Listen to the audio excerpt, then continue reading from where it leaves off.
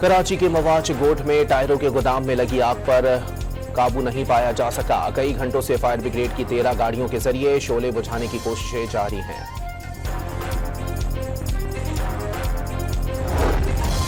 वज़ीर-ए-आज़म youth laptop scheme का चौथा मरहला इस्लामाबाद में इफ्तिताही तकरीब। नौजवानों को आला तालीमी याफ्ता बनाने के लिए 500 अरब भी खर्च करना पड़े तो कम है, शहबाज शरीफ का खिताब।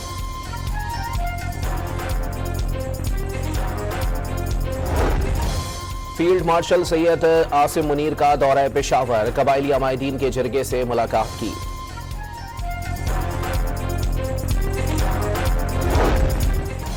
तुर्की और कतर की दरखास्त और अफगान तालिबान के असरार पर इस्तांबुल में मुज़ाकरात का एक और दौर। टीटीपी की दहशतगर्द तंजीम और पाकिस्तान में कार्रवाइयां गैर शरई करार दी जाएं, पाकिस्तान का दो टोक मौक़िफ़। सिक्योरिटी फोर्सेस ने कलदम टीटीपी सरबराह नूर वली के नायब और रहबरे शूरा के सरबराह कमांडर अमजद उर्फ मुफ्ती मज़ाहिम को मार गिराया। बाजोड़ में अफगान सरहद से दरअंदाजी की कोशिश में 3 साथी भी हलाक। बलोचिस्तान में भी सिक्योरिटी फोर्सेस के 2 ऑपरेशन। भारतीय प्रॉक्सी फितनतुल हिंदुस्तान के 18 दहशतगर्द हलाक।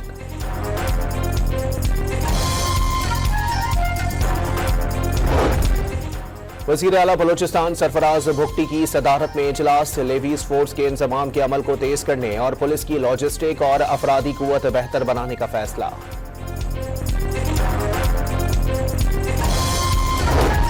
मौलाना फजलुर रहमान ने पंजाब हुकूमत का आयमा मसाजिद को 25,000 रुपए वजीफे का फैसला मुस्तरद कर दिया। 25 लाख रुपए भी दें तो हुकूमत के कंट्रोल में नहीं आएंगे, न्यूज कॉन्फ्रेंस से खिताब।